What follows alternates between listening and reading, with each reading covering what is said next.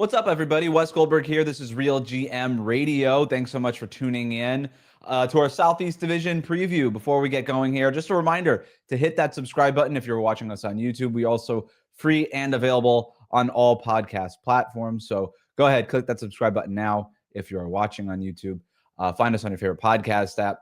The Southeast Division preview is coming up. I'll be joined by Keith Smith from Spotrac and the Front Office Show, a frequent guest here on RealGM Radio, also an Orlando resident. And along with him will be Brad Rowland over from the Locked On Hawks podcast. Nobody does a better job covering the Hawks than Brad. I've known him for a very long time with our time over at the Locked On Podcast Network. So really excited to be joined by them to break down what is a very competitive, very interesting division. The Hawks, the Magic, these are the two teams that figure to be at the top of things. We'll talk about them, who has the edge, the Heat, as well as sort of in that mix. What do we make of their offseason and what they look like post Jimmy Butler? And Charlotte, Washington, not very good, but also very interesting. So we're going to get into their futures as well. But before we jump into the Southeast Division preview, I did want to take a moment here to just talk a little bit more about the Kawhi Leonard stuff. I've talked about it on other platforms, on Locked On NBA, a few different times. So if you want like fuller thoughts of mine on the Kawhi Leonard stuff as it was happening, you could go check out my work over there. But this is something that I've been thinking about, obviously, for a few days now. And as we get more and more reporting around this, and Adam Silver will be addressing the media here pretty soon after the Board of Governors meeting. So by the time you're hearing this, maybe we've already heard from him. But here's where I fall on the Kawhi stuff. The reporting around it, if the NBA confirms that the reporting around it is real, is enough. And frankly, I don't even know that they need to confirm all of it being real. This is real stuff. What Pablo Torre and The Athletic and the Boston Business Journal, Boston Sports Journal have all found here is a lot of circumstantial evidence. And you hear that term a lot. Well, this is a lot of circumstantial evidence. And what if Adam Silver finds this smoking gun? Adam Silver does not need to find a smoking gun. There is no legal precedent here. This isn't the Supreme Court. This is not the legal system. This is not the judicial branch. It doesn't matter. There is not some sort of legal hurdle that Adam Silver and the NBA have to get over here in order to punish the Clippers. The only thing they have to decide is whether or not they think the Clippers did something wrong. And more importantly, whether or not enough people, enough consumers of your product believe that the Clippers did something wrong. And this should be very close to Adam Silver's heart, because you could argue that the crown jewel of Adam Silver's complete tenure as NBA commissioner is the new salary cap. Like, that is it. More than this in-season tournament and ruining the All-Star games and all this stuff. More than anything, Adam Silver wanted to revamp the salary cap in order to increase parity. And it worked. We haven't had a repeat champion since 2018. We are in an unprecedented era of parity in the NBA. Mission accomplished, Adam Silver. You did it. It's good. It's not good. I don't care what that's what he wanted to do. And it was made possible in many ways by this new salary cap that makes keeping super teams together very difficult. And if the richest owner in the league, that, by the way, the salary cap that was very much directed at owners like Steve Ballmer, who, if unchecked, could just outspend everybody. Doesn't matter how many in the luxury, doesn't matter what you charge him in luxury taxes, all these things. They needed these first and second apron, specifically the second apron rules, to create that artificial hard cap in order to just cut off your ability to build a team with a bunch of different things that go beyond just being expensive. It was directly aimed at guys like Steve Ballmer, like Joe Lacob with the Warriors, the richest owners that we have, the new owner of the Lakers, the new owner of the Celtics. Like, these guys needed to be kept in check so that they just didn't outspend these small market teams. So when one of those owners reportedly, allegedly tries to circumvent your precious salary cap to get that star player in Kawhi Leonard and keep him there, that's a problem.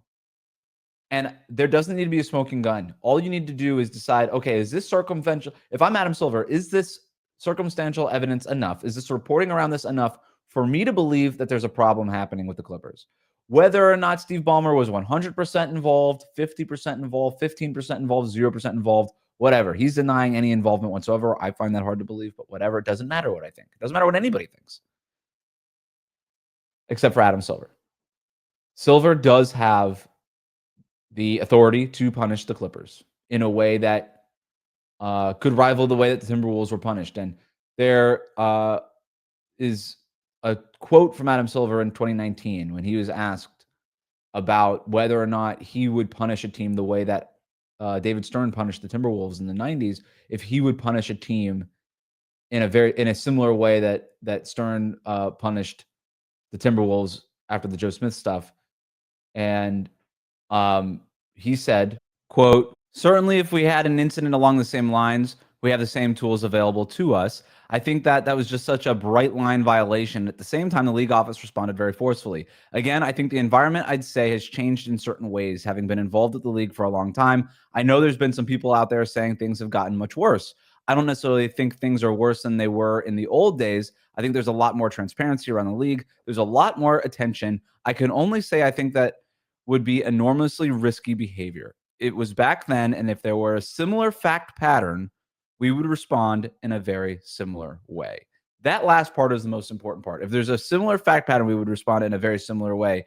The Timberwolves had 5 first-round picks taken away. The contract was voided. There was fines. There was all sorts of things. So that's sort of what we're talking about. And I'm on record saying I think all of it should be on the table. And if the NBA feels like the Clippers did circumvent the salary cap in order to retain Kawhi Leonard and keep him in Los Angeles, I don't think that there is a penalty strong enough that would get me to the point of, that's going too far. I don't think there is one. Draft picks, take them. And by the way, this isn't like 7 years out trade rules. Trade rules don't matter for this. You could take the picks for the next 50 years if you wanted to, if you're the NBA. I'm not saying they should do that necessarily. I'm just saying that they could do it. Trade rules don't apply to this. Draft picks, fines, voiding Kawhi's contract, all of it to me should be on the table, because you don't want your consumers feeling there's so much distrust in institutions. And I'm not going to get off topic completely on this, but there is that is a thing, right? Well, I don't mean this politically necessarily, but it is also there's just so much distrust in institutions that if you're the NBA, you have to be aware of that. And if fans just now think, well, the salary cap is fake, all these owners are paying these guys under the table anyway, that is a real problem. Because if you're Adam Silver, your crown jewel, the capstone of your entire tenure as commissioner is the salary cap. And this situation threatens to undo everything you feel good about in terms of being a commissioner of the NBA. And so if you're Adam Silver, you have to come down hard to prove, A, this doesn't happen all the time. This is extraordinary. And this is why we've levied such harsh penalties. And B, this will never happen again, because we just made the Clippers and Kawhi Leonard an example. So just a few little thoughts there on the Kawhi Leonard situation. We'll monitor it. If there's more, maybe I'll get back on here and do something else. But hey, Southeast Division preview. It's a fun one. Let's jump in.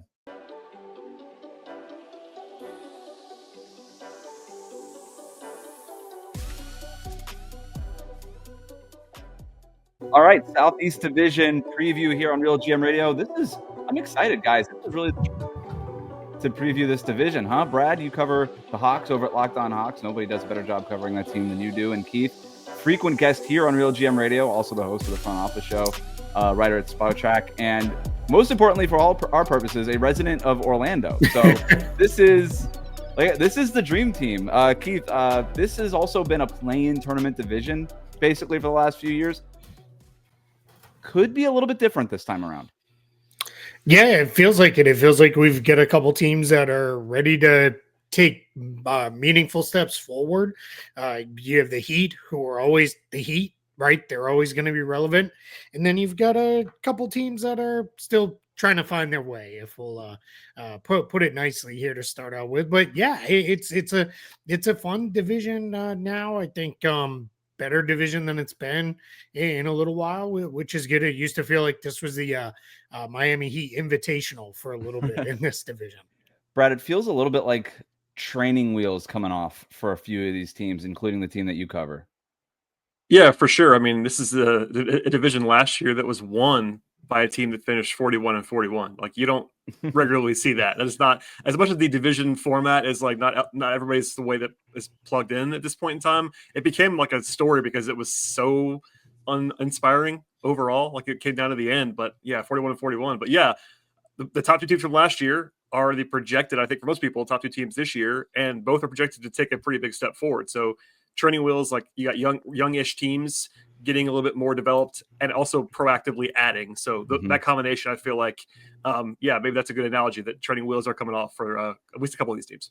Yeah, I got to be honest. You mentioned sort of the silliness of divisions and how nobody really pays attention to them anymore. I kind of feel ridiculous doing division previews. Like, who else is doing division previews? But, my predecessor here, Danny LaRue, did them. People seem to like them. So I was like, all right, people like it, I'll keep doing it. So I guess the only reason for divisions in the NBA is so that RealGM Radio has something to talk about in September. But let's just jump right in. We got a bunch of things we're going to talk about. Who got better, who got worse. We're going to talk about most impactful newcomers. We'll talk about some rookies. And then at the end of the show, we'll make some predictions about how we think this division will end up in terms of the standings and which of these teams end up making the playoffs like we were talking about. But let's just start with who got better. And there's two teams that I think we have to start with. Keith, I'll let you kind of choose our direction here. The teams that most people are talking about, at least this offseason, based on their additions, are Atlanta and Orlando. It feels like most people are picking one of these teams to win the division. Pretty inarguable that they both got better, unless you disagree with me. No, I'm with you on that. I think they both got better. It's in a way, I think you can look at all five teams and say they all kind of got I agree. better. Yep. I think they all like I think even Washington and Charlotte, who are rebuilding, took good players in the draft. I think their off seasons made sense for where they're at. I think they're moving forward. But I think Orlando and Atlanta, yeah, those two teams both clearly got better. It's probably a matter of choice of who you think got more better. I don't know, betterer. I don't know. Me a writer.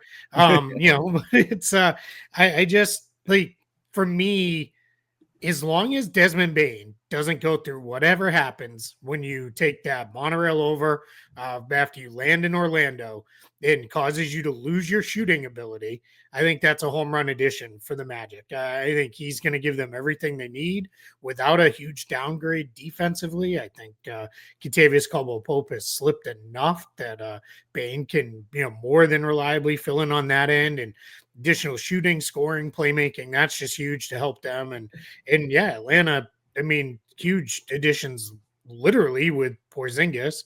And then I think getting Nickeil Alexander-Walker was a great pickup for them. I think they are arguably maybe the deepest team in the division now. Brad, would you agree with that? Yeah, I mean, it's interesting. The Hawks clearly have, depth is a construct in some ways. Like, they have the best top seven. If you cut it off at 7, like, they definitely have the best top 7, like, in terms of depth. Beyond that, it's a little bit more uncertain. And certainly Orlando has, the 3 that everybody would point to as the top, with Banchero, Franz, and now Bane. And I have to bring this up before I forget to bring it up. My favorite stat about the Southeast has to do with Orlando, and the fact that Orlando has not had a top 20 offense since 2011, 2012. It seems absolutely impossible. Yeah. But that seems absolutely impossible. Not top 10, not top 15. They have not had a top 20 offense in a league with 30 teams since 2012. Like, that's impossible. And that has to change. Like, I mean, it's a non sequitur for now, but I can't forget to say that out loud. It's a great stat. And in layman's terms, what that means is since 2012, this offense has stunk. Yeah. It's just been bad. It's not even been okay. It's been bad, and it's been a problem for them. And it's why they haven't had any success basically during that time, as good as their defenses have been over that year. Keith mentioned Bane. I think it's worth maybe doing a little bit more of a deeper dive on him. We know the 3-point shooting, right? That's obviously the big thing there. We know what they traded for him. I honestly think it was a great trade for both teams. I kind of like it for Memphis a little bit more based on what they got. But you know what? Orlando, they're going for it. You get points, at least brownie points, for going for it when you think you've got a window here. And with Bane, like I said, the 3-point shooting is the most important, maybe right away, immediately impactful piece with him. What I love about Bane specifically, it's not just the shooting percentage. He took more threes off the dribble than he did off the catch for Memphis. And part of that was okay, well, John Morant was out a bunch and there was no Tyus Jones there anymore and all these guys. And yeah, they had Scottie Pippen Jr. a little bit to start, but he basically had to. I don't care about the reason. I just care that it happened and that he's good at it and that he can bring that to Orlando, because guess what? He's probably going to have to do that with the Magic too. And that, when we talk about spacing, that's real spacing. Like, you've got PJ Tuckers who shoot 40% from the corners and they're a 0 in terms of spacing because nobody cares. They'll just say, hey, shoot away, man. I don't care. But when you've got somebody like Bane who you have to literally guard when he crosses half court, that's real spacing. And I'm really interested to see what that does for that offense. I think too, when teams, if they do hug up on him, he can also put the ball on the floor and make plays for himself and others, because he's played so much throughout his first few years in the league without John Morant due to injuries or suspensions. He has had to really take on an increased playmaking role in that Grizzlies offense. And I think that's big. 5 assists a year for the last 2 years. Yeah, which is really good for a guy no one thinks of as a true playmaker. And why that's really important for Orlando is their regular starting group, when healthy, isn't going to feature a traditional point guard. It's going to be Wendell Carter Jr., Banchero, Franz Wagner, Bane, and then Jalen Suggs is going to be the de facto point guard. And I think what you're going to see is that's a whole bunch of guys who can make plays, even if none of them are a primary playmaker, at least 4 others. And then if it gets a little sideways, I think an underrated addition for them was getting Tyus Jones.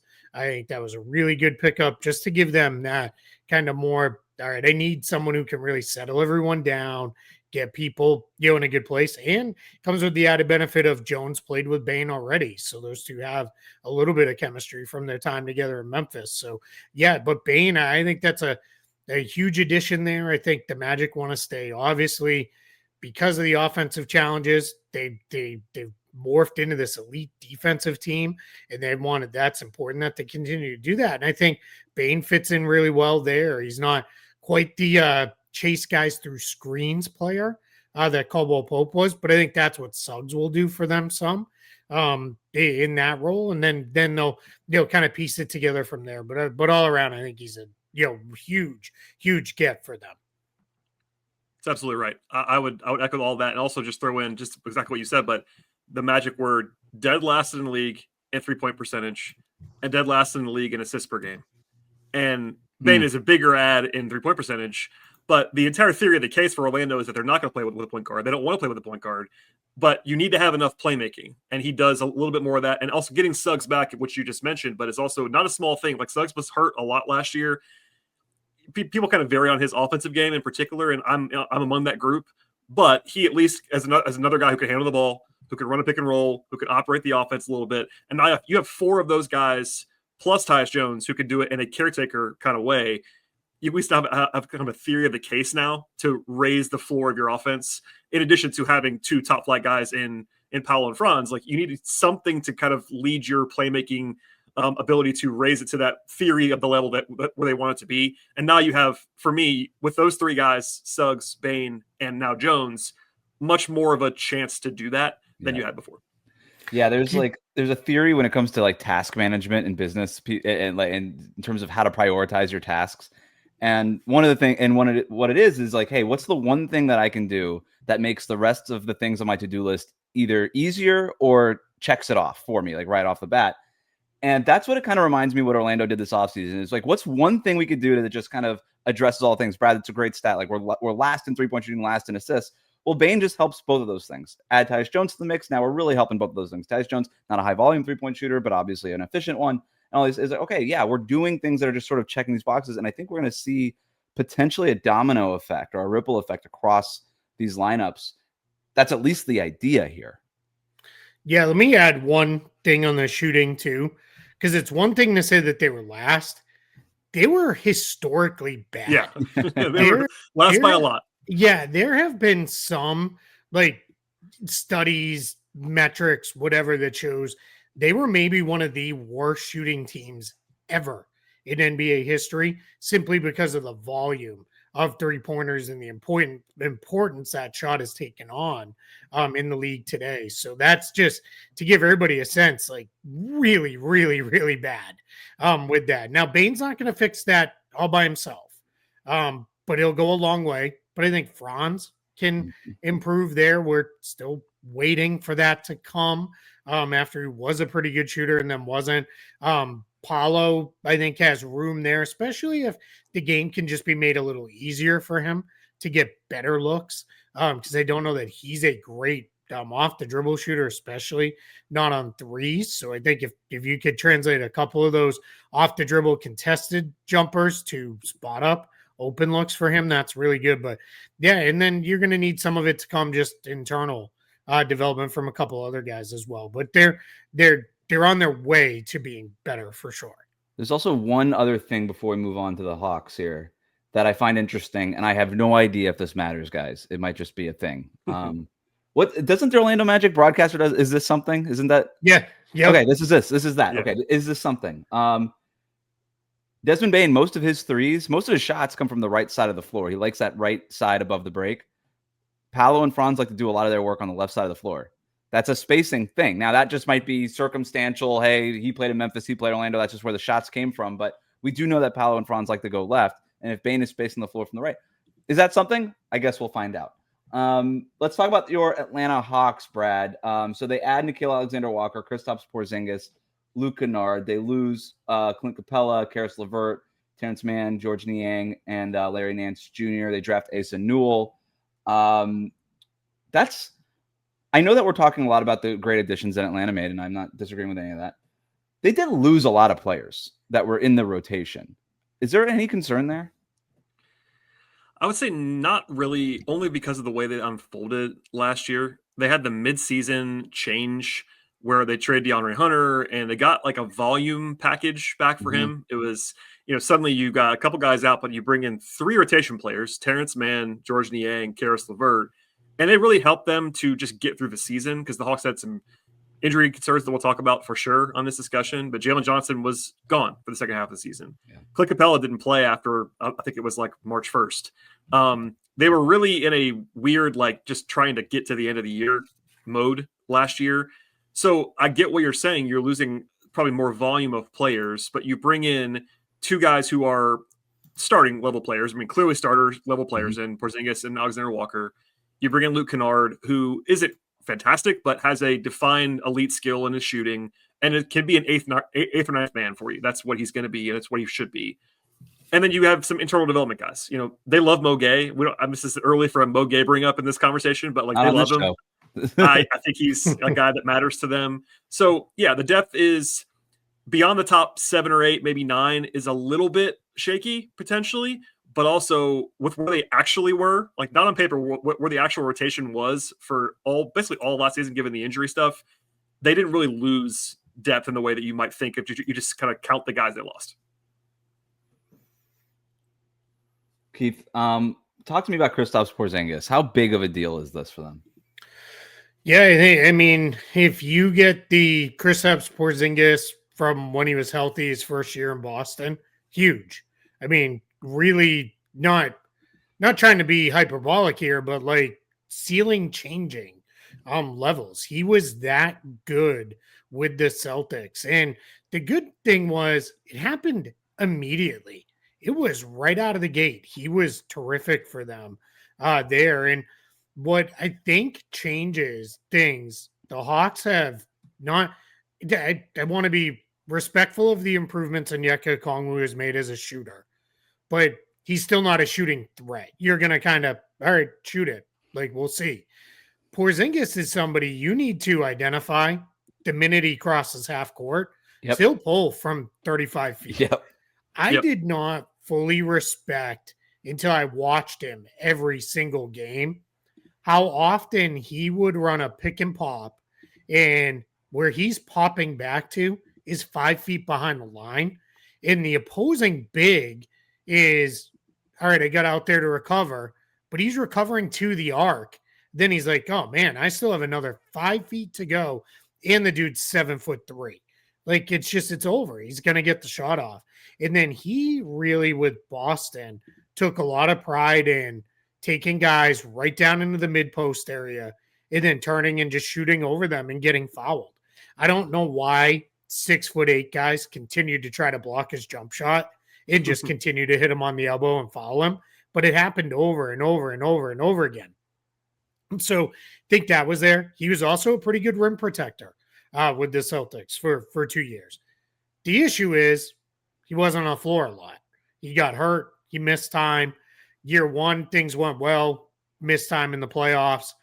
Rallied, came back. Huge part of them getting the wins in the finals and winning the championship.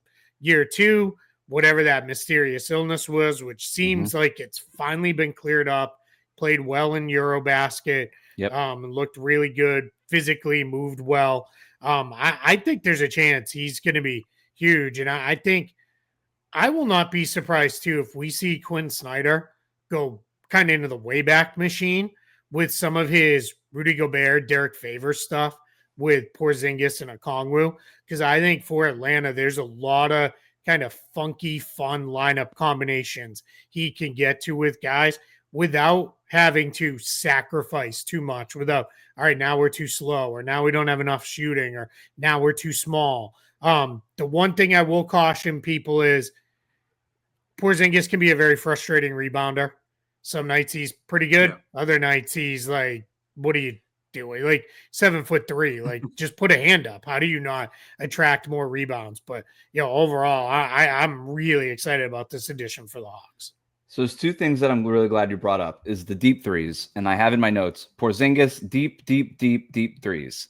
It's the one, I can't wait to see how that impacts Atlanta's offense. I have another note on that. But before I do that, the other thing that you brought up that I'm really glad you brought up was the combo of Okongwu and Porzingis. Brad, like, what do you, I think Okongwu starts. I might be wrong. I just think that with Porzingis' health, I don't know that you want to kind of go in and out with different kind of starting lineups. Who knows? Do you know? I guess would be the right question here. How do you think Quinn Snyder deploys these lineups? Do you think we'll see the two bigs? How often, etc.? Yeah, just to get it out, I wish I knew, Wes. I mean, you know how this is. We're recording this relatively early, and if they were in camp, I might know more. We don't know just yet. Quinn Snyder, I think, hilariously, just basically disappears into the void from the time the season ends till the time the season starts again. Like, you cannot find him anywhere, and I kind of appreciate about him. He just disappears. He's just gone. Anyway. No, I think the beauty of it.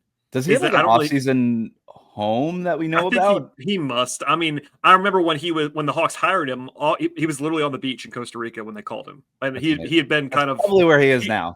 Yeah, he wasn't retired, but he was that was the year he was kind of taken off after Utah, and he only got to February before he came back, but he was just chilling on the beach somewhere. But no, I think it's the beauty of it to me is it doesn't matter who starts. I mean, Porzingis is the better player when healthy. We all understand that, even though I'm higher on Okongwu than a lot of people are. I think he's an underrated player in the NBA at this point. But Porzingis is a different, as Keith just laid out perfectly, like ceiling raiser, the unicorn word gets thrown around too loosely, but he actually is that kind of guy. But they can play together, which I think is really interesting. The Okongwu ability for him to defend on the perimeter, which matters for he's been a center his whole career, but he is, of course, 6'8", 6'9". Like, he's a versatile guy who can defend multiple positions. The shooting development there has been notable, not permanent yet. I'm not banking on it, but it's certainly something that matters a little bit when you're trying to play two bigs together. And then Porzingis is shooting. Those two guys can play together.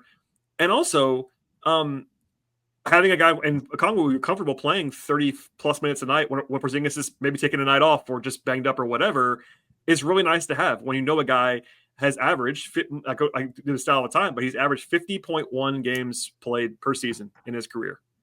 And it was 49.5 in the 2 years in Boston. So he's basically a 50-game player on average. Now, he's played 65, 70 before, but like you can't bank on that.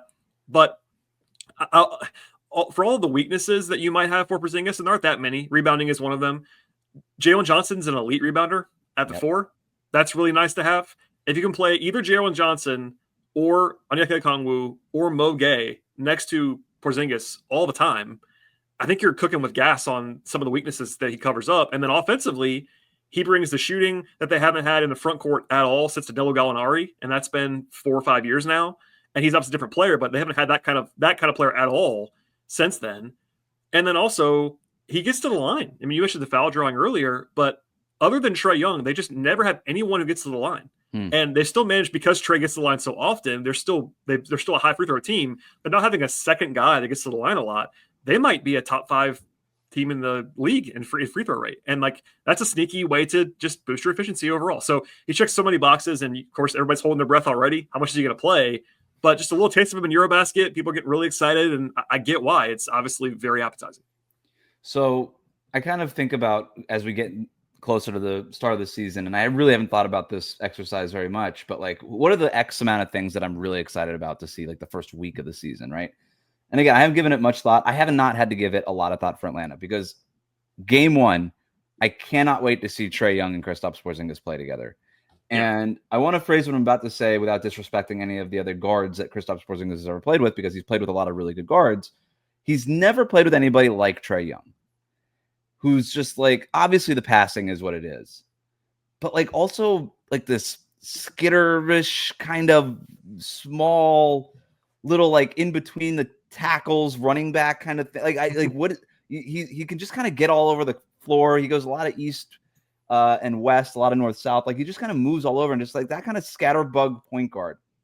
What he does, what Trae Young does with the new space that Kristaps Porzingis is going to have when he's popping out at the damn logo, I think Trae Young is just going to be like, I've never seen this before. This is crazy.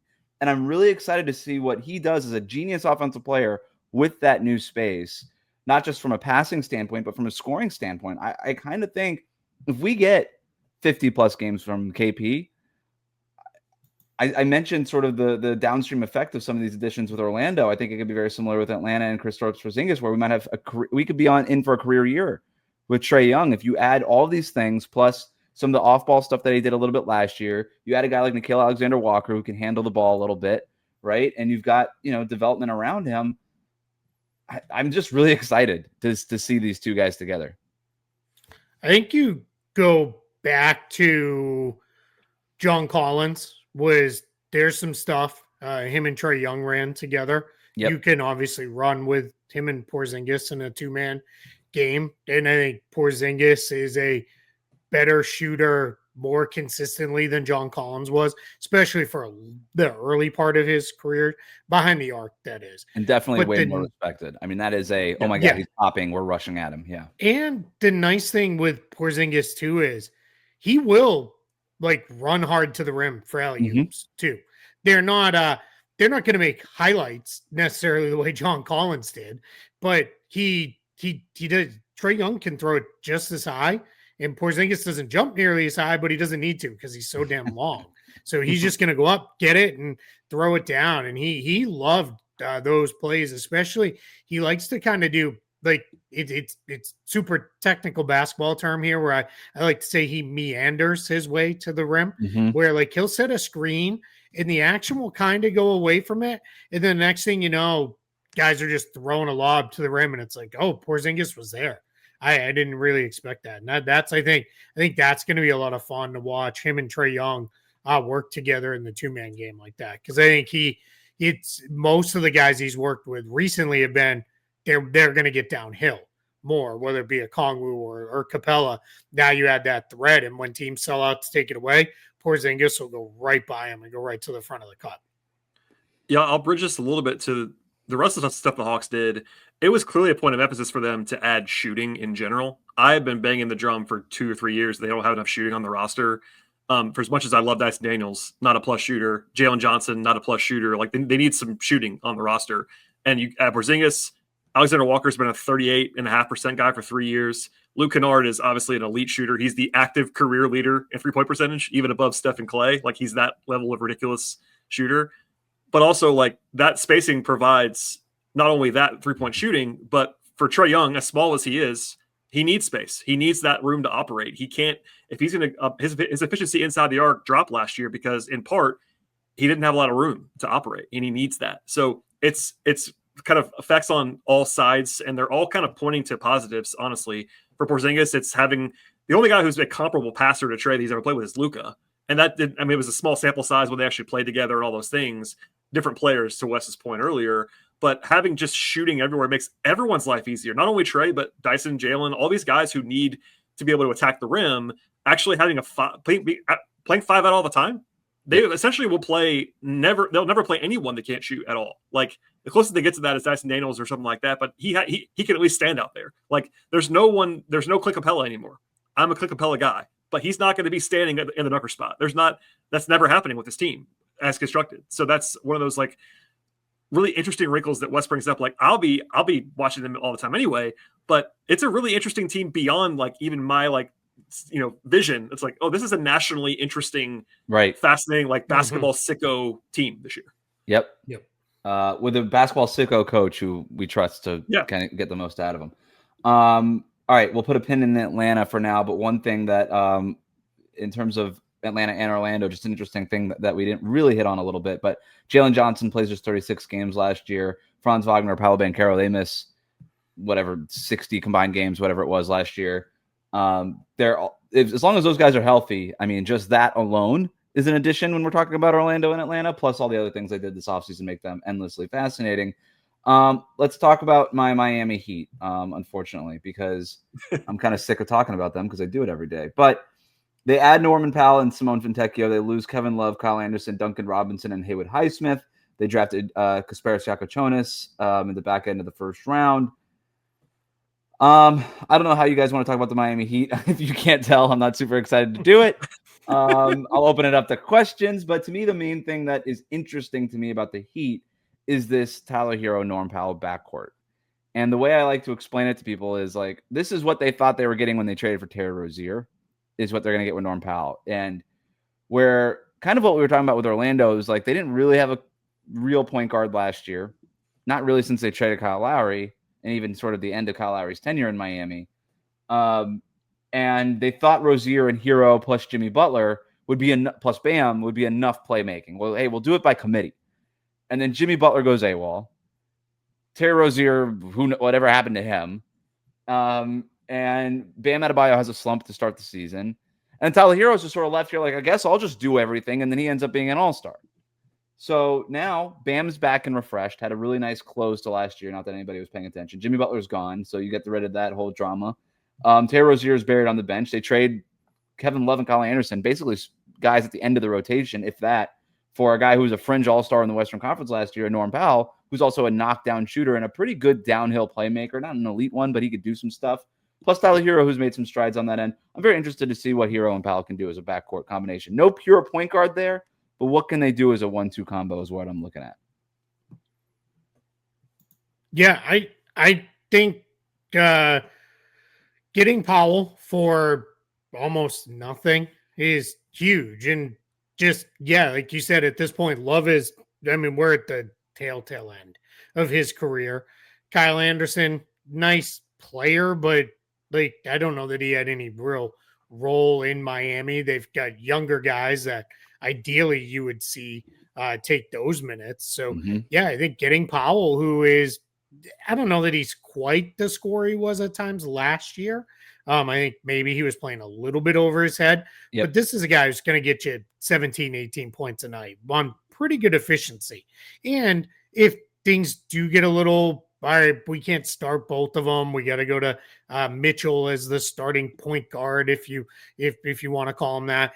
Powell's great off the bench too. He's a guy who was in the 6th man of the year conversation multiple years in a row. So I think that's a pretty good addition as well. I'm trying very hard not to turn this all into, hey, let's talk cap and roster stuff, because that's what I obviously do. But you got him, and he's an expiring contract too. So we'll see where that goes.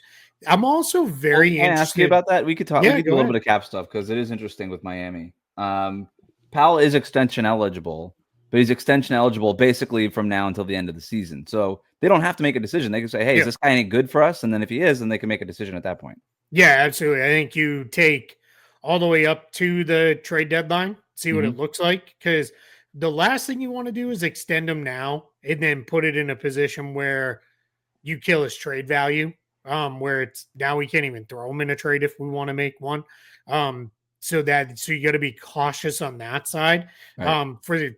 That could turn the other way, where a team could be like, hey, we can't guarantee we'll have him, because then their extension possibilities are a little bit more limited because of the extended trade rules and all that stuff. But I'm not super worried about that from that standpoint. So I think that's good.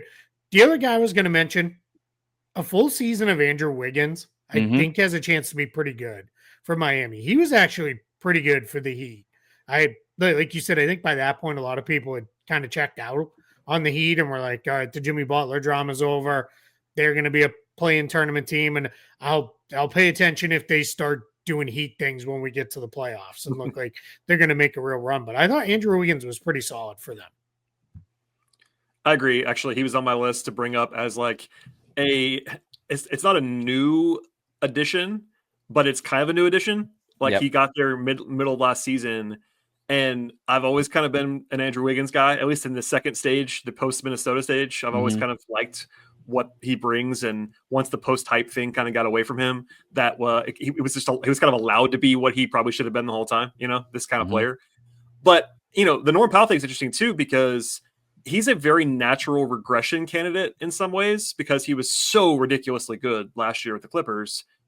But you already mentioned the cost. It was basically nothing. Like, it fell in their lap in a way where it's like, oh, we have to do this. There's no reason why we wouldn't do this.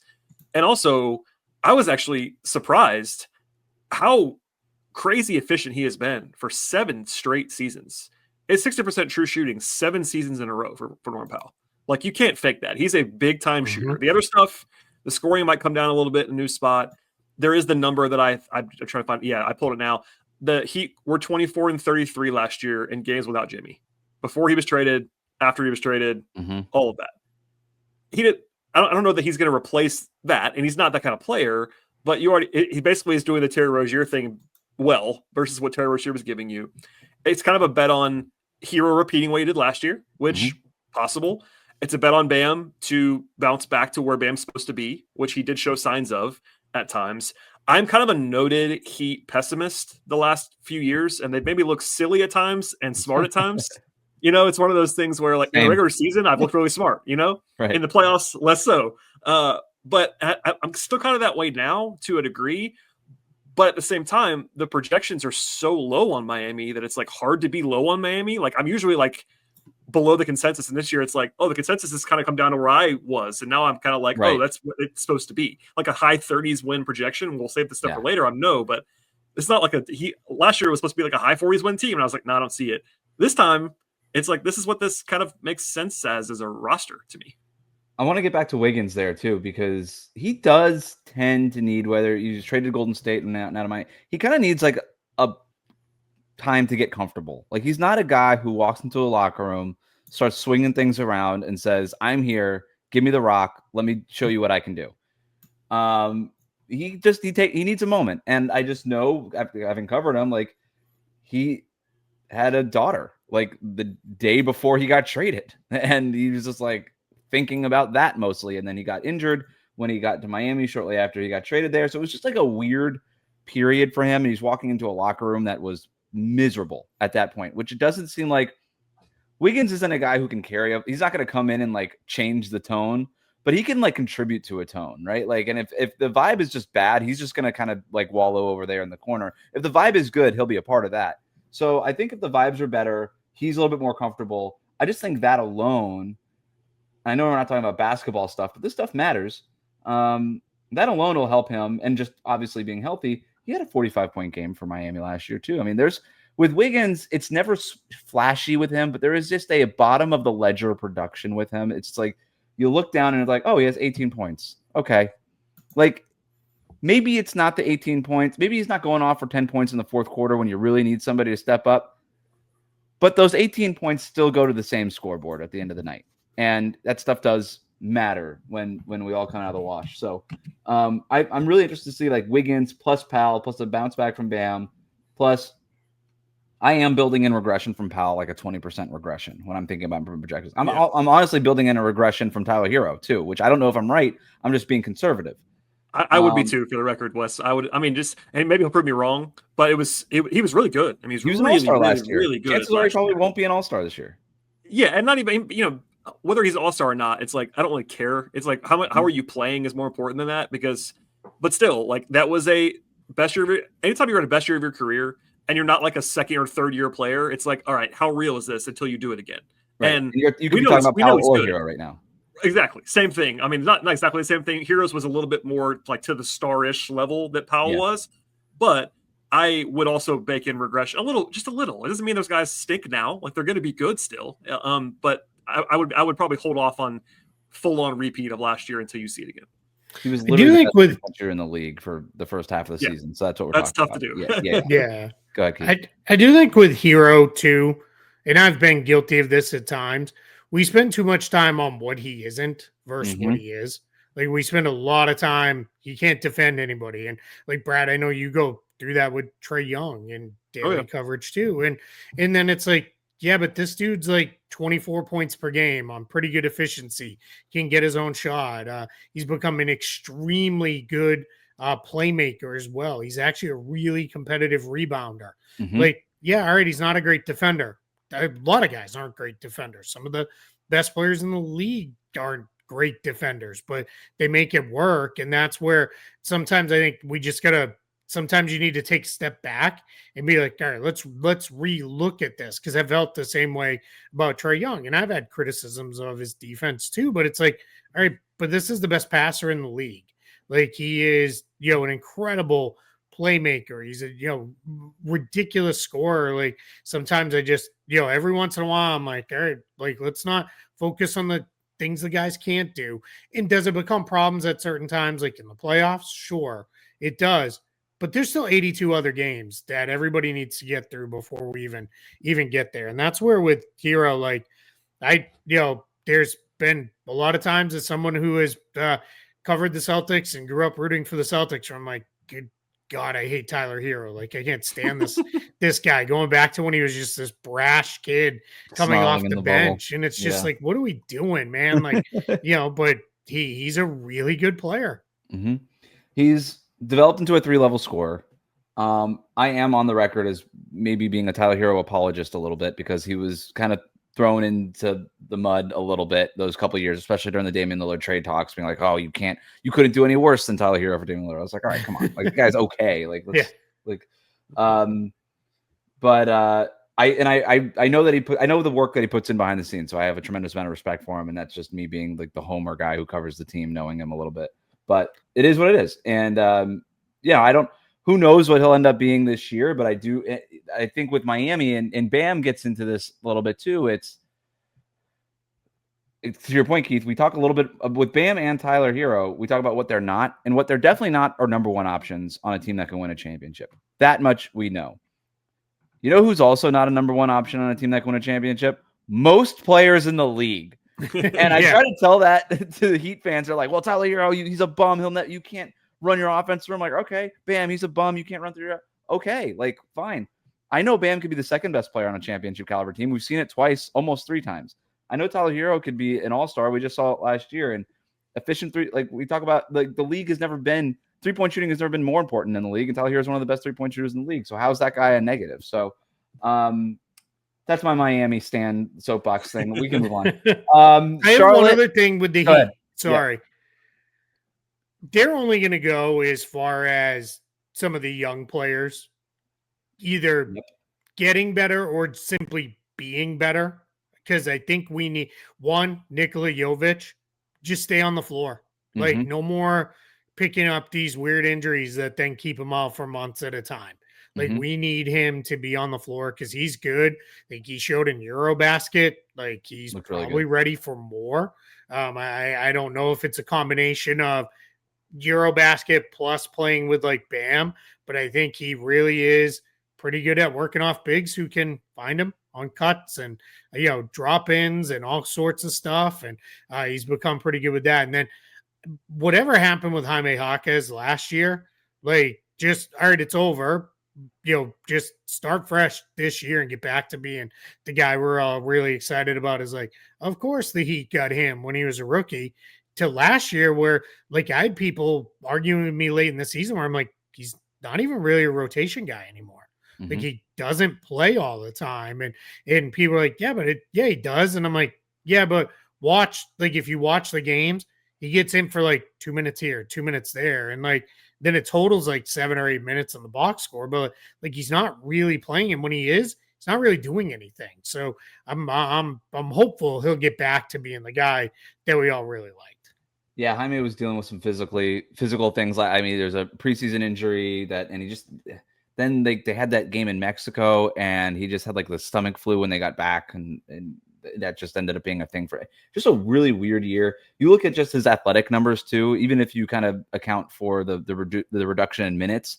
Like this was a guy who was literally in the dunk contest as a rookie, and he barely dunked last year. Like when I see something like that and the rebounding numbers are down, and the steal numbers are down, I'm just like, oh, like he lost a step for some reason, and that's just weird to happen in your second year unless there's something physically happening. So hopefully a fresh start will do him well. To your point, Keith, like Nikola Jovic, Jaime Jaquez Jr., Kalel Ware, Pelle Larsson, Kasparis Jakachonis. You talk to people in that Heat building, they keep talking about we love our young guys. And it's a little bit of overcompensating because this was an organization that for years was like F them picks. We don't care.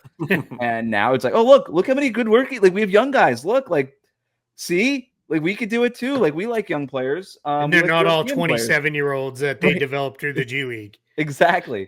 So, and a lot of those G League guys, to your point, Keith, are gone, right? Whether it's Duncan Robinson, Caleb Martin, Max Strus, Gabe Vincent, but those are guys who had a ceiling from a talent standpoint where these are like really interesting sort of balls of clay that this developmental program can work with.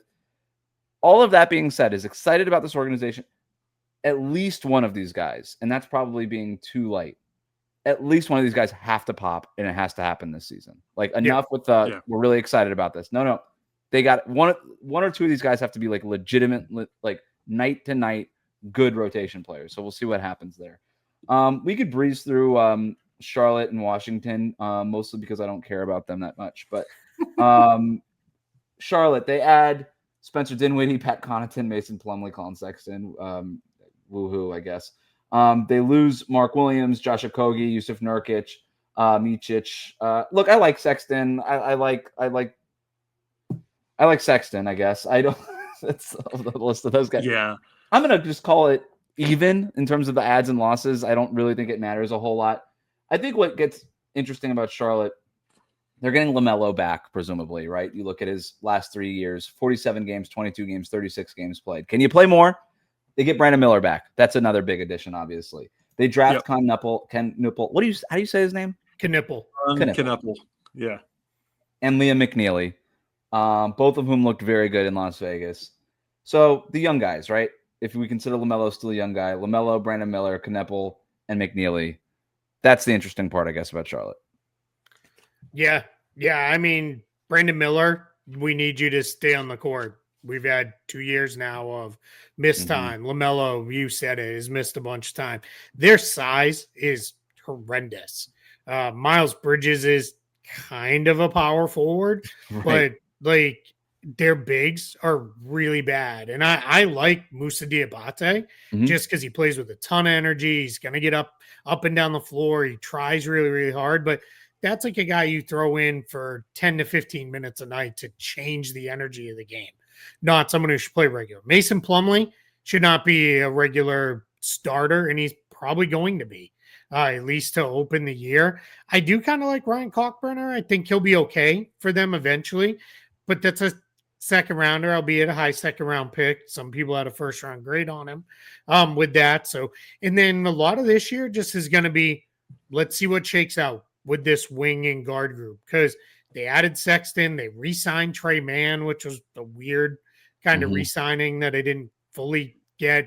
I don't know why they added Dinwiddie to this mix. That doesn't make any sense at all. But then you've got, McNeely is a kid I'm super high on. I saw him play a ton at Montverde Academy on that same team with Cooper Flagg and Derek Queen and Asa Newell. And there were nights where if you had just walked into the gym and didn't know any of the kids, but you knew one of them was Cooper Flagg, you'd have been like, oh, it's the kid with the headband. And that was Liam McNeely. Like Liam McNeely some nights looked like the very best player of that group. And he was good early at UConn, then had an ankle injury that really messed him up. I'm super high. I'm actually higher on him, I think, than Knuppel at this point. I like Knuppel too, but I think Liam McNeely by, 3-4 years into this, we're all going to be like, man, the Hornets got a real steal with him. Yeah, McNeely is one of those guys where I looked at the stats, I saw white guy headband, and I was like, nope, I'm out. I hate this guy. And then I watched him and UConn a little bit, especially those early games before the injury. And then I obviously saw him in Vegas. And I was like, shit, I kind of like this guy. He's a real guy. Yeah, I mean, he was on radars. Like he was a 5-star high school kid, all that stuff. That, but no. you guys all say the Hornets, the roster quality on paper is not much different. It's just whether guys can stay healthy. We know that. Yeah. I laughed when you brought up Dinwiddie. One of my notes that was like a sicko note was that they're better set up to not be embarrassing when LaMelo's not playing because they have Sexton, Dinwiddie, and Trey Mann, and that's not exciting. I promise you. I get that, but last year when LaMelo wasn't there, they just had no way of getting into their offense. They had nothing there. So the other spot, of course, you mentioned it, but the center spot is that's the worry spot this time around. Well, Mark Williams, I'm not a Mark Williams guy, but at least he was a plan at center. They had one. Now they don't have a plan. I like Kalkbrenner as a supporting piece, but this is a team that's got a lot going on. I don't know how much of it is good. They're going to be better, though. Put them in the camp of being better. Yep. Like they won 19 games last year. I mean, even if LaMelo misses 60 games again, they're going to win more than they won last year. I just don't know how many because LaMelo can't be trusted. It's 35 games a year for 3 years. Like you're getting into like the Zion zone at that point, where it's like we just don't know if you can ever be on the court. And I think Brandon Miller will play more and be good. I don't know how good. I was never the biggest fan, but like he's definitely a starting caliber wing, and having another one of those at bare minimum should help them quite a bit. I also liked that Charles Lee with LaMelo early on. He pulled him out of games when he was like, "You're not playing defense. You're doing this silly stuff. You can't turn the ball over and not play defense." Like, and he even at one point, Charles Lee, I'm very much paraphrasing, but said some version of like, "Hey, I don't mind some of the stuff he tries, but if you turn it over, you got to go get the ball back, right? Go try." And I thought that was good. And then I thought before he got injured, when they'd kind of gotten past that, he was starting to, all right, I'm kind of getting it, right? And it's one of those things where it's like, hey, all right, we're now into your second contract here. Let's start playing a little more serious basketball. Like it's been the Hornets, who really cares? You were putting on a show most of the time there, but like, let's start to figure this out a little bit. I am a little worried about Spencer Dinwiddie in that locker room. Like, is he just going to be pulling LaMelo aside and be like, listen, we got to talk about blockchain, dude. Like, enough. Yeah, that's probably not the best guy. I do like, I'm a Charles Lee stan. I covered him in Atlanta. I'll be open about that when he was assistant with the Hawks. I think he's going to be good. This team may not allow him to be as far as like wins and losses are concerned, but I agree with Keith about saying the ground rules for LaMelo, but he has to play. I mean, it's boring analysis, but this is a team that like they're built around LaMelo still. Maybe you shouldn't be building around LaMelo. That's a big picture discussion we don't have to have today. But at the moment, he is clearly their best player, the guy they're building around. If he's not playing, it's going to be bad. That's just the reality. Yep. Washington, they add. Oh, this is so boring. By design, though. I know. Yeah. They add CJ McCollum, Cam Whitmore, Malachi Branham. They add Blake Wesley, who I kind of like. High steal rate guy, quietly. Blake Wesley's gone. Oh, that's right. I think they cut him. I was going to say. I think they cut him. Where did he end up? Sorry, Wes. Portland. Portland, right? Yeah, I wanted Miami to add him.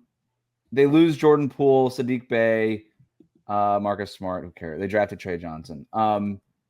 Whatever, guys. To me, all right. And Will Riley. And yes. And shouts to Will Riley. No, this is the Wizards are weird, man. Not to cut you off, Wes, but this is Please do. Such a weird basketball team. I have in my notes probably better ? But it's only because of the young guys getting better. Like they didn't. The roster's not better. It's just that. I mean this respectfully. Bub Carrington and Alex Sarr were two of the worst players in the league last season, and they have talent. They're first round picks, but Bub Carrington was literally dead last in EPM for the season in the whole league. And Alex Sarr, as a full-time center, had a 48% true shooting for the season. Not great. Like, those guys are going to be better, and that alone should make them more competitive. I'm trying here because I actually like what the Wizards are doing, big picture. Like, they should have done what they're doing. Unfortunately, they didn't. They got sixth in this lottery instead of first. That would have helped them quite a bit. But, I mean, they got a bunch of young guys, and they're not panicking. They're not panicking, and they just draft guys that they like. And the big thing I have here, who pops, right? You got Koulibaly, so at Eurobasket. We'll see what happens. They was Cam really Whitmore. Good last year before he got hurt. Really good. He had I want to say it was 4 assists per game for a non-playmaker that's a wing. Like that's something. His feel is better than I think he gets Yeah. credit for, and I just always like guys like that. Cam Whitmore was out of the rotation in Houston last year. He's just like a pop guy, right? Like that's I'm actually a little worried about him because he is a guy. I don't know him. He's a young guy, but the rep coming out of Houston was like he's like a I want the ball and I want to score guy, and put that guy on a super young team. I don't know how it's going to go. It might go great. It was a good buy low for the Wizards, but there might be a situation where that may not click perfectly for what they want to do. But they got it for free, basically. Not free, but you know maybe what I mean? he builds up some trade value and they move him for something later down the line or whatever. And Brad, that's a great point, though, that you made. Super young team. That's why McCollum and Middleton are here. Yep. People love the idea of like, let's line up the timeline, right? Don't have anybody over the age of 27 on a team that's super young. The problem is then when you're like the 12th loss in the last 13 games, you need those vets to kind of throw an arm around the young guy and be like, hey, it was a tough one tonight, but here's what we do tomorrow. Here's how we start trying to get better. And that's what McCollum and Middleton are going to give them. And no shocker, this Wizards front office group has a lot of people who are with the Thunder in it. And they are doing the deal where what we're really building around is our kids.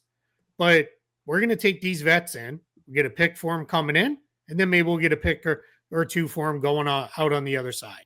And if you can pull that off enough times, that's going to set them up. I don't know that anybody's going to end up with 30 some odd first round draft picks like Presti had, but I think you're going to see the Wizards do this. And what is funny is whenever I talk to Wizards fans in any kind of forum, whether it be online or, like I saw some at Summer League, they are more fired up and excited for the team now than any of the teams that were like in the play-in tournament. Cause they're like, we just knew what those teams were. Like, cool, we're in the play-in tournament. Maybe we make the playoffs. We're going to get drilled and swept anyway. Who cares? And they're like, we've all these young guys I had a 10-minute conversation with a guy about Alex Sarr.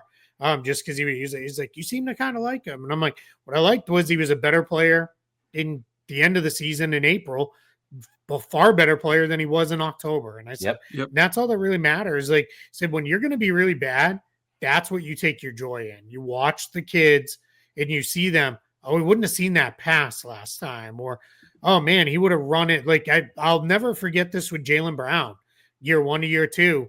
It was like, oh, last year he would have just run himself right into a charge.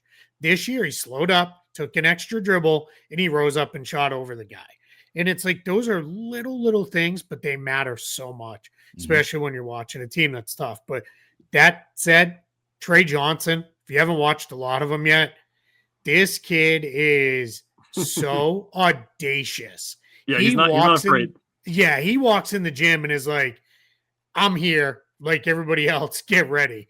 Like, and he is going to take some shots where you're going to be like, oh my God, what are you doing? Yeah. Until they start going in. And then you're going to be like, okay, I kind of get it. I'm here now. Now I'm going to watch this. Then he's not like a super athlete as far as put the ball on the floor and go, bye guys, but he can get up too. Like he's going to be a lot of fun for them once he kind of figures out the NBA game. If people are wondering why they traded Jordan Poole for CJ McCollum, it's because you're not allowed to have Jordan Poole and Trey Johnson on the same team. That's why. It would have been absolutely wild. It would have been tough. Trey Johnson's going to be fun to watch, but also most rookies are bad. I think he's like the kind of rookie that's going to be pretty bad, honestly, as a rookie. And I keep forgetting almost that Middleton is on this team. Like, see, McCollum, because he got traded for Poole, like, that we all covered that. It's like, oh, Middleton's still on the Wizards. Like, you look up, it's like, poor guy. He's not in play. But hey, I'm kind of glad he is. He'll get to play, reestablish value, be the vet that Keith was talking about. Well, this is the team that it's going to get. Like I said, not super interesting to talk about now. Although I enjoy watching this team. Right? It's just like it's okay. It's like okay, these guys can get better. It's fun to watch the young guys get better. It's really just kind of pure hoops in a sense. But this team is going to get way more interesting from a national perspective in February, when guys like CJ McCollum and Chris Middleton could potentially help teams that are dealing with injuries, might need some guard help or perimeter help. Because we'll see. Hopefully those guys can kind of recoup some of their trade value.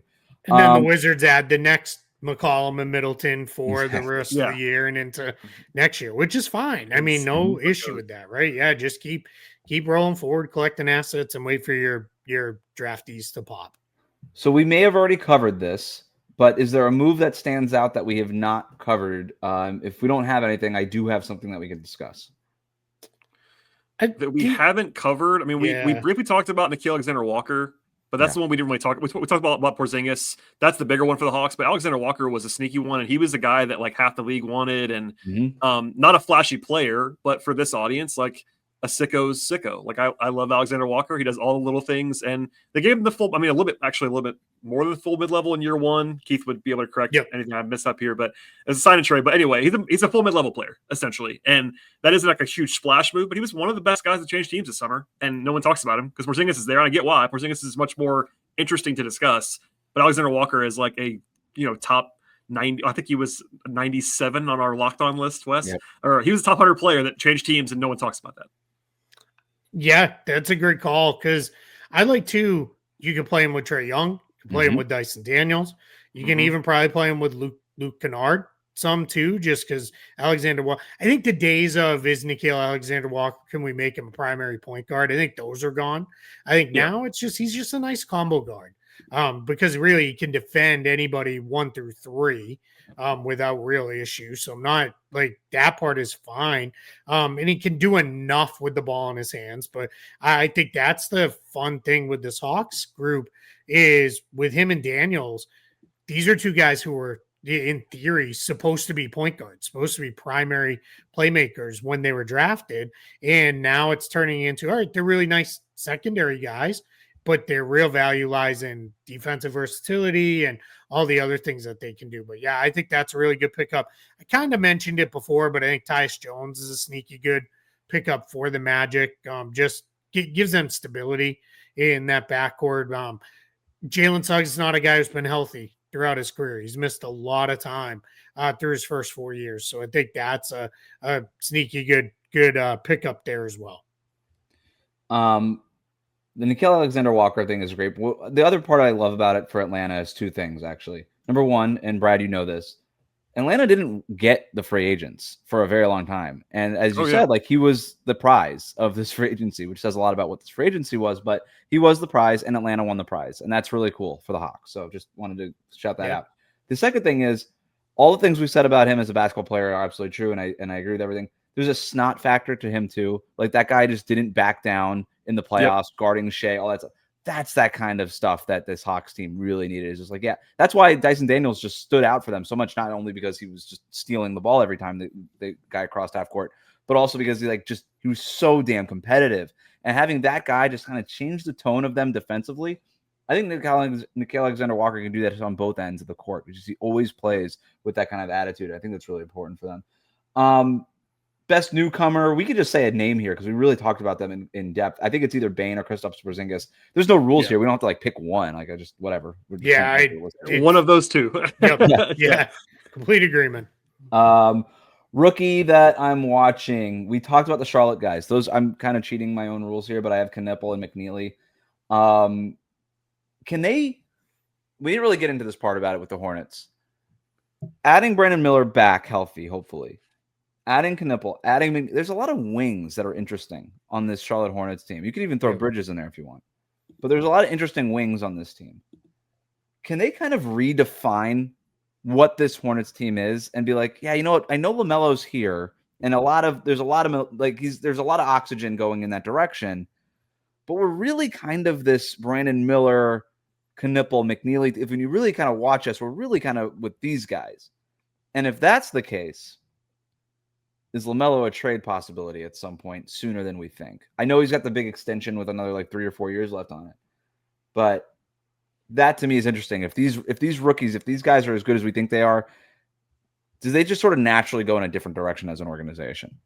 I think they're set up to do it. If that's the pivot that they want to make, then sure, better set up than they were in the past. I think their whole idea wasn't, and I'm trying to be careful here not to go with the typical white guy phrases of tough, hardworking, smart, right? Because that's just what happens. But they said it, right? They're like, we want to be tougher, we want to be smarter, we want to play better basketball. We want hard workers here. We're really trying to restart this thing. The first full year with the new front office, and I think they are kind of putting that stamp on it a little bit with some of these guys. I think there's a world too where you could maybe shoehorn all three of those wings with LaMelo if you had the right 5-man, just someone who could just a rebounding machine that could really cover for them that way. Somebody could really block shots. They don't really have that on the roster right now, so that's where that gets a little difficult. But yeah, I could see them going that way. Of it feels it's not maybe the best comp to make because it hasn't paid off. Feels a little Raptors-y, where it was like we're gonna add all these dudes who are like 6'7" and 6'8", 6'9", and just go forward. But yeah, they're fun. At least these guys are gonna be fun to watch and that. But yeah, you're right. I mean, you look at that roster; it's all guards and wings. Like it's like 12 guards and wings and 3 centers, and that's it. They are set up for the LaMelo trade if they want to do that. That's all I'll say. If they want to do it, they're set up for it. He's not their guy. Like this regime did not take him. That doesn't always mean none of them, not even the owners. None of them. No one's still there from when they drafted LaMelo. It doesn't mean you're going to trade him for sure, but it does make it easier when there's nobody that's like that's my guy. No one's doing that. I don't. LaMelo's be fine, man. He's gonna convert all of the rest of his salary into crypto and ride off into the sunset in a go-kart. On his go-kart. Yeah, exactly. On the roof. Exactly. He'll be all right. He probably won't even notice if he wasn't on the Hornets, honestly. All right, let's rank them. Season preview part of the podcast. 5 teams in the division. Let's rank them 1 through 5. Brad, let's start with you. Where do you got them? Okay. The whole time I've been deciding my 1 versus 2. Am I going to be a homer today or not? Is the question. I'm a little lower on Orlando than everybody seems to be. Now they're going to be good no matter what. I'm not saying they're not, but I keep seeing their over under at like 51. I'm like that seems high to me. I kind of have to see it, but also that's 4 wins higher than where the Hawks over under is. So like, do I want to be so bold as to overdo that? Yeah, I'll do it. Why not? Often I'm accused of being too negative about the Hawks, so I'll go the other way today. Hawks 1, Magic 2. Those are obviously their own tier, I think, in this division. Heat are in their own tier as well at 3. No one below them has a chance to pass them, I think, realistically. I'll say Hornets 4, Wizards 5. I think the Hornets just have more NBA talent than the Wizards do, like ready-made NBA talent. Yes. The Wizards actually might have more talent long-term than the Hornets do. Depends on what you think. But the presence of Brandon Miller, the presence of LaMelo, I will take them 4. So I really think that 3, 4, and 5 is pretty clear to me, and 1 and 2 are close together. But maybe I'm, again, being a homer. But that's where I'd go. Where you at, Keith? Yeah, I'll just, for the sake of being contrarian, I'll flip Orlando and Atlanta, but it's really they're in the same tier for me. It's like they're second tier teams in the East, not a bad thing. And I do think both of them will very much benefit from. There's 8 wins to be had in the division with Charlotte and Washington that you need to show up and play well. But like neither Orlando or Atlanta are good enough to just roll the ball out and win. But that's part of why I think they could start to stack a few wins here as it goes. But yeah, I just think the Magic, I feel we've just seen it more recently with them, where the last couple of years they were on their way to being better, and they should clearly be a much better team this year. I also think the Magic have a little bit more of an avenue for a trade if something comes up than maybe Atlanta does. I think Atlanta's not by any means locked in to bad money or anything like that. Just the roster's a bit more like right now, this is what the roster is, and there's not really a lot of tradable pieces. That's it. If like Porzingis just isn't working out or he's just hurt, well, all of a sudden there's $30 million in tradable salary. And let's not forget, they have one of the very best assets in the league sitting there in that, I'm just going to call it the Pelicans pick because I'm not going to be silly about it. I don't see any way that's the Bucks pick, but the Pelicans pick, and that's going to be one. It's funny. I said this on a radio spot in Atlanta last week because I was like, yeah, I mean, Hawks fans' favorite team should be the Hawks. Then their second favorite team should be whoever's playing the Pelicans. That's right. Oh, by the way, before Wes goes, I have a stat that Keith was reminding me of when he said there's 8 wins to be had in the division. The Hornets went 1-15 in the Southeast last year. Really bad. 1-15. I don't even know how that happened. In a division with the Wizards. Yeah. The Hornets went 1-15 in the division last year. That's impossible. I know our mutual friend Matt Moore was on this a lot last year. 1-15 is impossible. So that won't happen again. But man, I couldn't finish the podcast without saying that out loud. Just crazy. So here's where I'm going to differ with you guys. All right.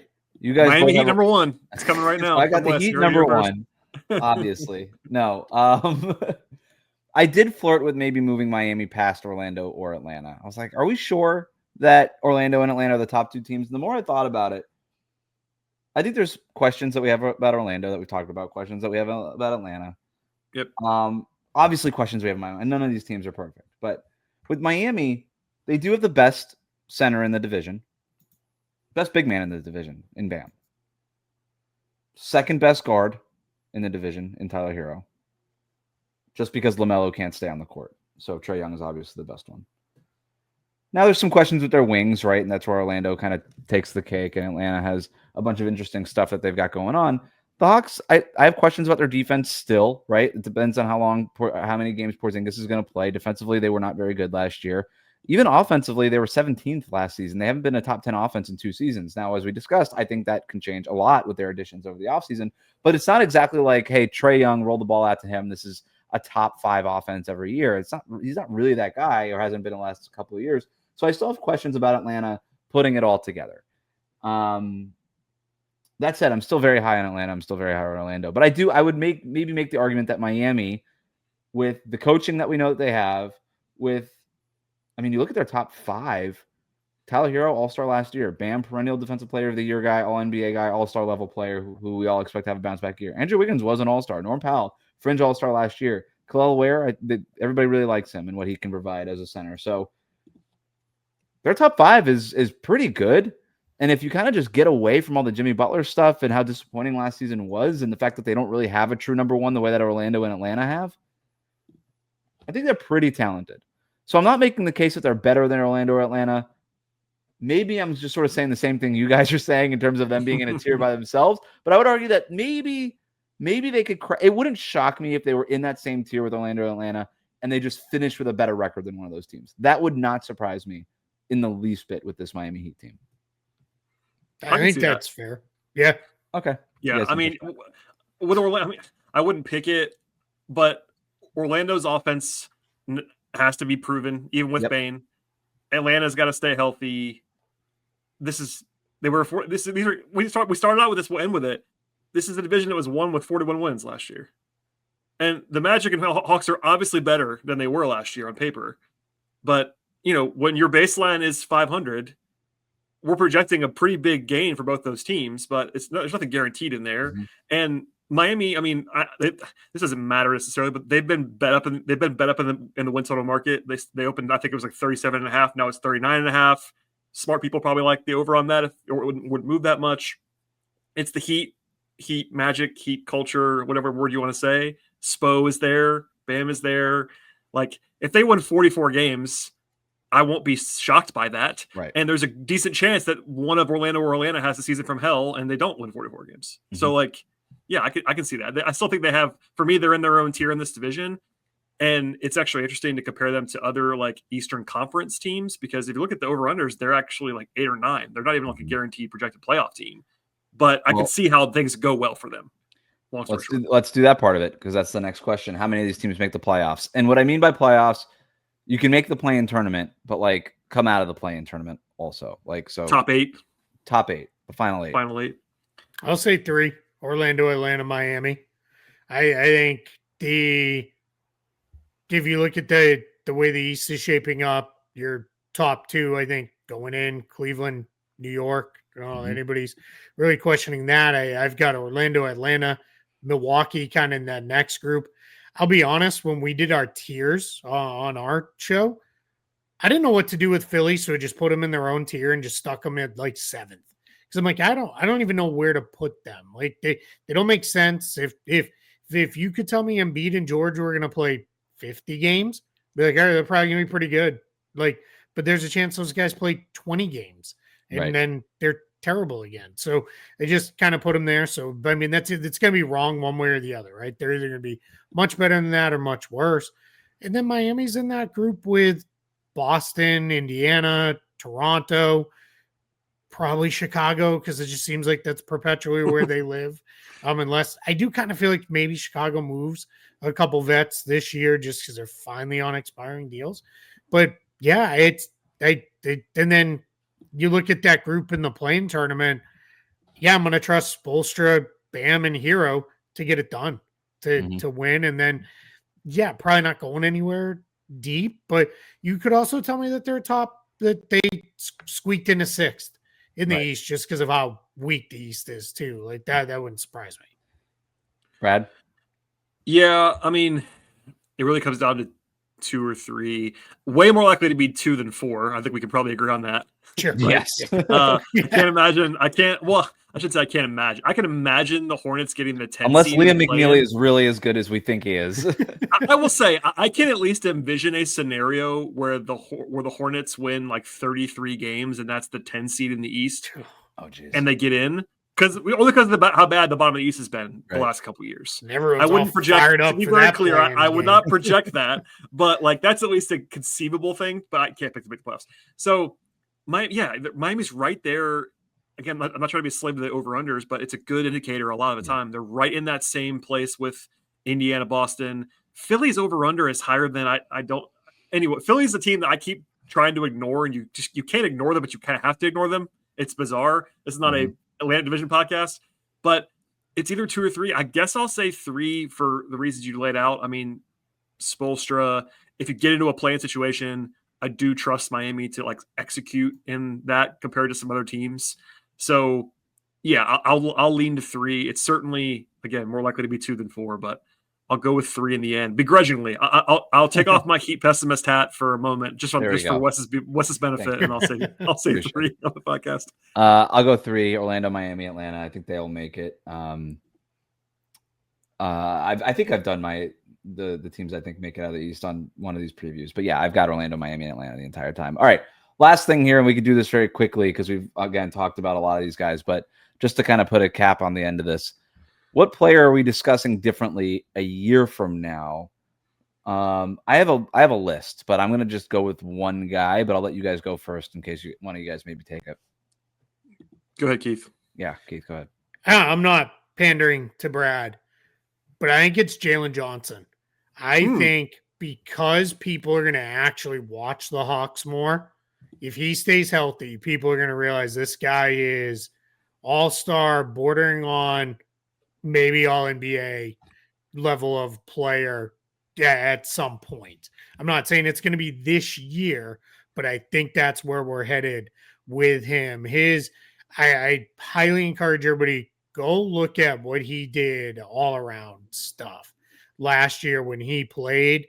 There's scoring, there's some rebounding, there is playmaking. The playmaking is probably maybe the biggest surprise, I think, for people who haven't watched. They're like, whoa, wait a minute. It was a 5-something assists per game. For me, I think it's huge and huge for the Hawks. 10 rebounds a night is really something for a guy who's ideally probably a 3, right? Like he's probably more 3 than 4, but in today's NBA, he's perfectly fine as a 4. And I think, the way he gets on the glass is so big. So I think we're really going to see him break out on a major national level where like someone's going to do it at some point, is going to do are we sure Trae Young's the Hawks' best player? Oh, it's already gonna. That's on the national level. I'm saying exactly. That's going to be one of those talking head shows where it's going to be like, are we sure? And whoever says it probably won't even believe it, and they'll just be making the argument because. But yeah, I mean, I'm super high on Jalen Johnson, and the funny thing is, I was not a big Jalen Johnson guy early on. It was really towards the end of that second year. I was like, all right, there's more here than I thought was here. And I'm a big fan now. I am too. He's on my list. Yeah, I made a list too, and I won't share them all because that would be a long list. He was on mine. I'll give one stat on Jalen Johnson just to follow you up. 5 guys in the league last year averaged 18, 10, and 5 assists. He is one of the 5.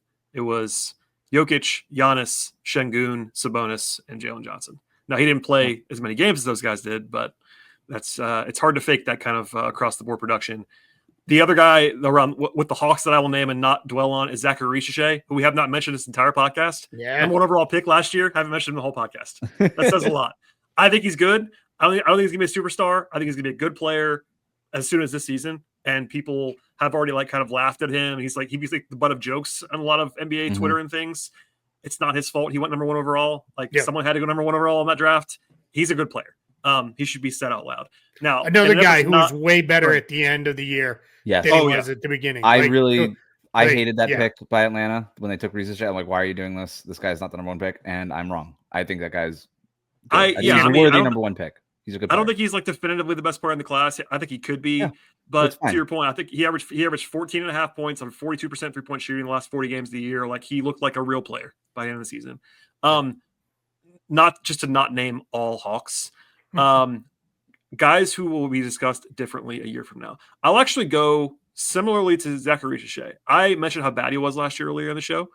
I think Alex Sarr is going to be good. I don't know if it's going to be really good this year, but he improved last year over the course of the season. That's going to happen again this year. And I think as long as he's not so bad efficiency wise, like he was a year ago, I think he's going to be a guy. We saw that a little bit in Eurobasket before he got hurt. I think he's going to be a guy that people are talking about more and basically clearly being the guy people talk about on the Wizards. Now that's not a huge thing. It's kind of a sicko thing, but in this division, it's the guys who we're talking about are all kind of the mainstream guys that we already talk about a lot. Yeah. Jalen Johnson's probably the easy one. I'm glad Keith said that. But in a non-standout player division, I would go with someone like Sarr or Risacher that's hey, these guys are actually good and not butts of jokes. Yeah. It's a great call out. I think we're talking about Trae Young differently a year from now just because we're really going to be talking about what his future is. So that'll just be a central part of the conversation if we're just doing the narrative part of this question. I think we'll have a different conversation about Nikola Jovic if I want to pick a Heat guy. I mentioned before one of these guys has to pop. I think he pops. I think this is the year for Nico. Contract year for him if he doesn't sign this extension. Maybe that's more hopeful, but I think it happens. The guy that I really want to talk about is Paolo Banchero. Yeah, he was on my list. There's an interesting conversation, Keith, happening in Orlando that I know you're privy to here. Is are we sure Franz isn't the best player on the Magic? It's bubbling a little bit. It's bubbling out there a little bit. Yeah, I love Franz Wagner. I've loved him. I've liked him for a very long time. I have no problems with Franz Wagner. I like him a lot. It is ridiculous to me the thought that he might end up being Orlando's best player. Maybe you can make the argument that maybe he was last year, but he was also healthier. Whatever. He's also been on the national stage a little bit more because he's playing for Germany in Eurobasket, where who knows where Paolo is right now. I think it's patently absurd that Franz Wagner will end up being the Magic's best player. I think Paolo is awesome. I think we're having a lot of conversations about Cade Cunningham after his third-year leap, Evan Mobley after his leap last year. And I think Paolo Banchero is ready for his third-year leap. And now you might scratch your head, but well, Wes, he already had his third year. No, he didn't. He got hurt. So I think we postponed the third-year leap. We know that players make this leap in their third year. I think we're going to get it this season. I think Paolo is going to be all NBA, and I think we're going to legitimately be talking about him at the end of this time next year as, oh, this is one of the rising stars in the league. I think he's that good, and I think he's going to show it this year. Yeah, I think his injury too, which in fairness, Franz had the same injury, which is just weird. But I think people just go back and watch the game before he got hurt and then the game where he got hurt. He had 50 against the Pacers with 13 rebounds and 9 assists. And then the game where he got hurt and he had 20 points at halftime, was just playing ridiculous. And you could tell he got hurt and he finished the game and finished with 31 points. And he's just really special. He is really kind of everything you want him to be. And I like Franz too. And it's funny because if you actually talk to people with the Magic, and like if I've brought this up a couple times, and they're like, aren't you the guy who covered Boston had to do like Tatum or Brown for 7 years? And I was like, yeah. And they're like, well, we're not going to do it, right? Like we have them both, and we're happy to have both guys, and we're going to move forward. But yeah, I think much like Tatum and Brown has a chance to be all-star, all-NBA. Tatum's going to be continually in first team with MVP votes. I think that's where Paolo gets to. I think Franz has a chance, all-star, all-NBA. Paolo's going to be eventually all-NBA with getting some MVP votes. It's a minor difference, but it's a meaningful difference. And he's just really, really good. It's the different, like this guy was legitimately a top 10 guy last year in the first month of the season, right? Like he opens up the season 33 points against the Heat and just crushes them. It's not hyperbole, right? Like this guy was really, really good before the injuries, and I think that's what we're going to see this season. Guys, the dream team, we got it done here for the Southeast Division. Thanks so much for jumping on, guys. Thanks for having us. Thanks, Wes.